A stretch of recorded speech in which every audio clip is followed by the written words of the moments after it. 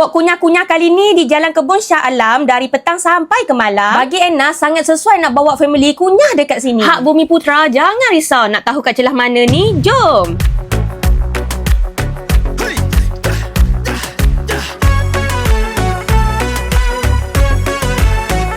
Sebab apa sesuai nak bawa family? Sebab makanan yang ada bukan satu dua jenis. Macam ikan siakap mabuk ni, tak pernah nak jumpa kat tempat lain tau. Bawahnya ada kangkung goreng, lepas tu ikannya digoreng macam ni. So, bila kunyah tu kan, rasa rangut luaran, isi kat dalam maintain lembut. Sedap bagi Anna. Lepas tu ada rasa manis pedas, ada aroma lada benggala. Pair pula dengan ayam gajus dan tahu Jepun ni. Push, Anna yakin lah family korang mesti seronok kunyah dekat sini. Tahu Jepun ni bagi Anna unik sebab dia letak cendawang kering ni. So, aroma dia lain daripada lain. Yang ayam gajus ni usah cakap lah memang favourite Anna dekat sini. Apa pun macam tak okey dengan Anna kunyah ni, jangan risau, masakan panas yang lain pun ada banyak pilihan. Malah nasi kerabu pun ada tau dekat sini malam-malam. Yang Yazid kunyah ni lemak dan daging bakar. Warna nasi pun warna bunga telang dan Yazid kata sambal kelapa budu tu semua cukup sifat. Selain tu, kerabu Maggi pun ada. Kot lah mana yang tengah diet tu.